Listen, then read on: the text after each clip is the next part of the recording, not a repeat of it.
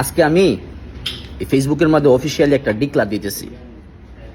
আমাদের বাংলাদেশের এই কোচকে যদি আপনারা পরিবর্তন না করেন, এক তো ফুটবল ধ্বংস হইতেছে, এক তো মানুষের আবেগ ধ্বংস হচ্ছে, আরেক হলো গিয়ে আপনারা আমাদের যেই ফরেন প্লেয়ারগুলো আনতেছেন, যে হামজা, এই যে হামজা বলেন, সমিত বলেন, এই কানাডার থেকে বা লন্ডন থেকে একটা ফ্লাইট নিয়ে আইসা, ফ্যামিলি নিয়ে আইসা একটা গেম পার্টিসিপেট করা, কি পরিমাণ টাকা আর কি পরিমাণ দেশপ্রেম থাকলে এটা করতে পারে তারা।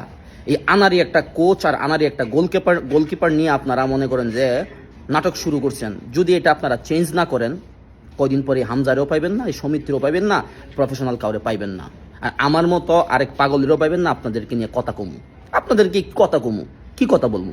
আপনার কান আছে? কান কি কাজ করে? যদি কাজ করতো ঠিকই আপনারা শুনতেন। কোচের অভাব আছে। আর্জেন্টিনা থেকে একটা সেকেন্ড ডিভিশনের কোচ আনেন, ব্রাজিল থেকে একটা সেকেন্ড ডিভিশন আনেন বা থার্ড ডিভিশন আনেন বা ফার্স্ট ইয়ার একটা কোচ আনেন, টাকা লাগলে আমরা দিমু। ফান্ড নাই এইগুলো করে আপনারা মনে করেন ফুটবলের ফান্ড কই? আমরা আবেগ নিয়ে খেলতে পারেন, আপনারা এই একটা কোচ আনতে পারেন না। যদি না পারেন, আমি বাংলাদেশে কোচের জন্য আমি অফিসিয়ালি ডিক্লার দিলাম 20% পেমেন্ট আমি রবিন দেবো, আমার পার্সোনালি, আমার পকেট থেকে দেবো। তারপরে আমি চাই দেশের মধ্যে একটা পরিবর্তন আসুক। চ্যালেঞ্জ করে বললাম, বেস্ট কোচ আমরা সোর্সিং করে নিয়ে আসবো এবং আপনাদেরকে সাথে নিয়ে সোর্সিং করব।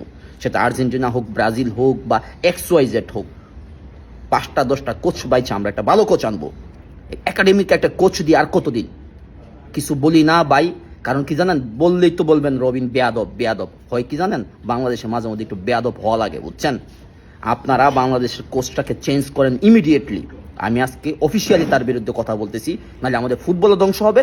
এই ফরেন প্লেয়ারগুলো যে আসতেছে, তাদের আবেগ, ভালোবাসা, দেশপ্রেম আর কয়দিন পর পাবেন না। হামজা আজকা যা করছে, যা দেখাইছে, এই ভালোবাসা হামজা বেশি দিন থাকবো না, পারবে না সে দিতে। কার জন্য দিবে?